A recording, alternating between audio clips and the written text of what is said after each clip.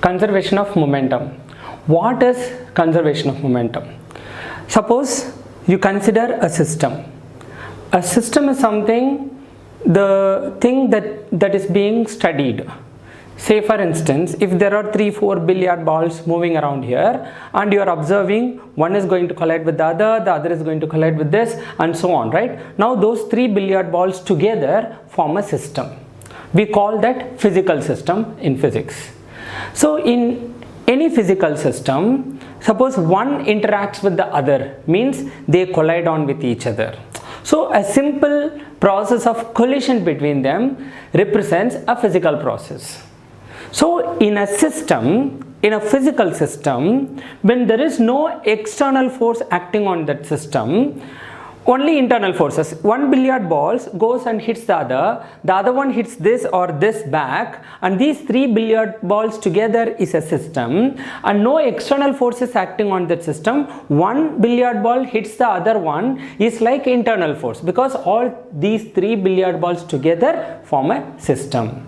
So in any physical system, if there is no external force acting, you calculate the momentum of each of the parts of the system and you find the total, and that total will be equal to the momentum after that physical process, after several collisions are taking place, even hundreds of collisions taking place, and after which if you find the total momentum of that will still be the same. Maybe initially one billiard ball is moving, the others are at rest, the total momentum is some x quantities. After this collides with the other 2 billiard balls, each one is having some momentum now. If you sum up all that, you will have the total momentum will still be equal to x. That is what it is. So here two things. A system may have several parts called integral parts of a system, and the one part of the system may exert force on the other part. That is part of an internal force, but that is not an external force.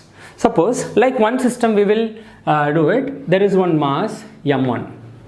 It is initially going to the right with the speed u1, and there is another mass m2 and going with the speed u2, because we generally take u1 and u2 as initial velocities. So before a physical process, when we are considering a system that consists of two masses, now these two masses m1 and m2 together form a single system, and this mass colliding with this is an internal force, this mass colliding with this is an internal force. They are exerting on each other a set of internal forces. The process of collision is called interaction, or a physical process is taking place. No external force on this system, because no force is coming and giving any force onto m1. So in the absence of external force, now this velocity, suppose this u1 is greater and going to go and hit with m2. When these two collide after some time, because this collide with this, when this mass m1 collide with this m1 exerts force on m2. Just when m1 exerts force on m2, m2 also exerts force on m1. Suppose when you clap your hand, so when this hand exerts a force onto this, at the same time this also exerts a force onto this. So you know Newton's third law, for every action there is an equivalent opposite reaction. When this hits onto this with the force F, this will also hit onto this with the same force F. The only difference is this exerts force on this direction, this exerts force on this direction. But this exerts force on this hand, this exerts force on this hand. So when this collide on to this exerts force on 2. Because there is a force on 2, the velocity of this u2 will change, because when there is an object, if you apply force on that object, velocity of that object will change.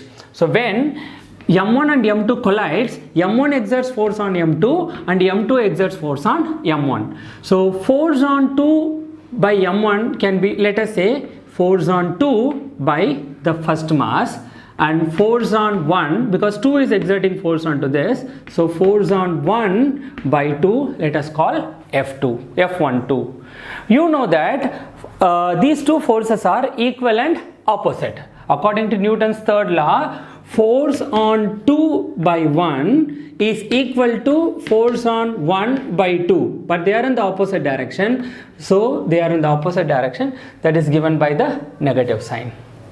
Okay, so what is the initial momentum of this mass m1 before the collision? So initial momentum of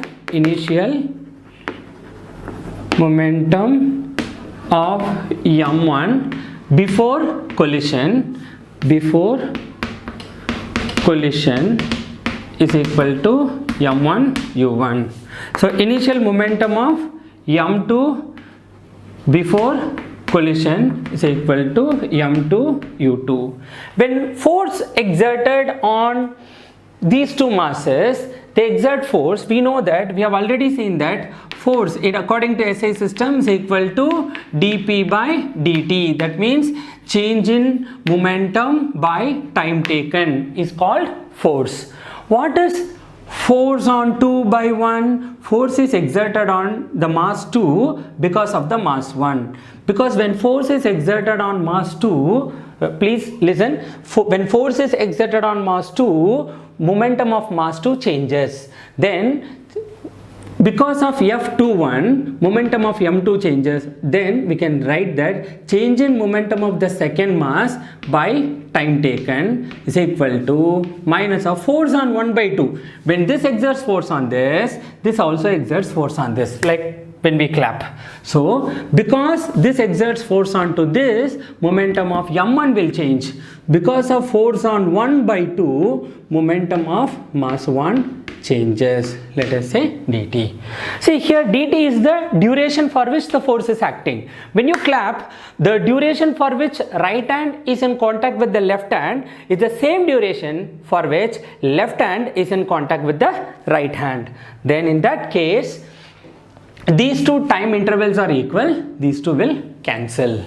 Then change in momentum of 2 will be equal to negative of change in momentum of 1. What is change in momentum? You know that change in any value, change in value of x is final value of x minus initial value of x.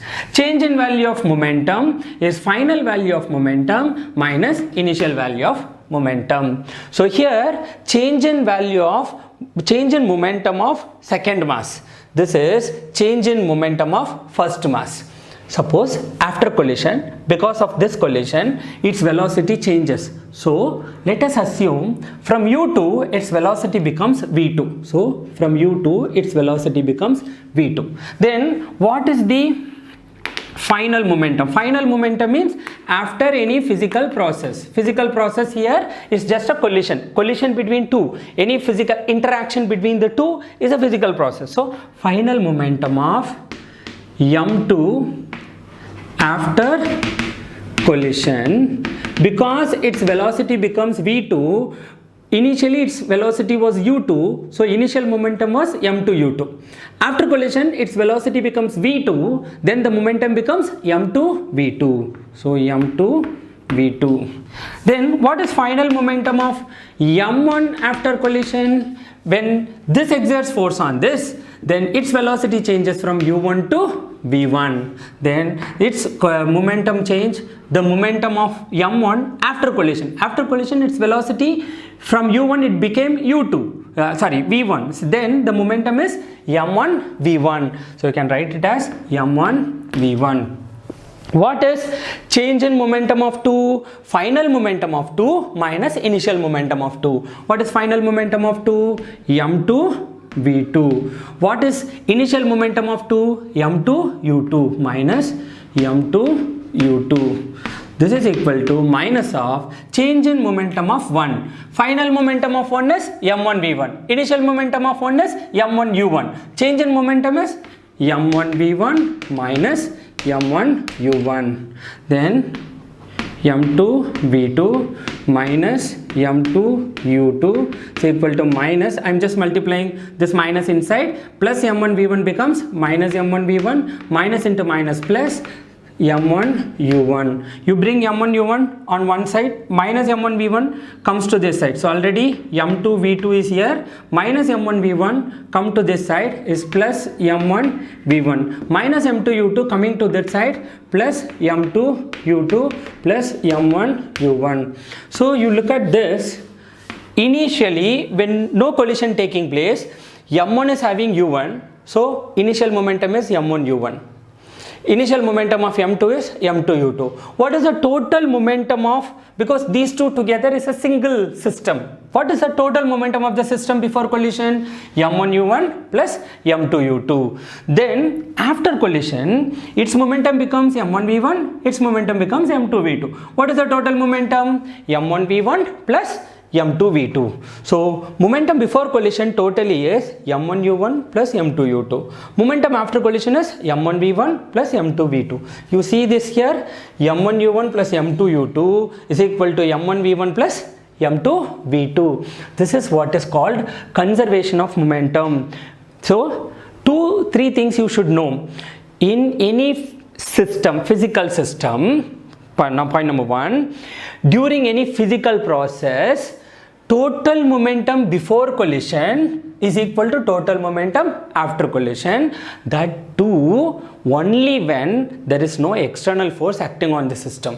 Here the force is exerted by, because these two masses together is one system, hence force on one exerted, force on 1 by 2 or force on 2 by 1 are part of internal forces, they are not external forces. So in any physical process, in an isolated system, total momentum before collision will be equal to total momentum after collision, which is famously written as m1 u1 plus m2 u2 is equal to m1 v1 plus m2 v2. So total momentum before collision and total momentum after collision are the same. The major point is only when there is no external force acting on the system.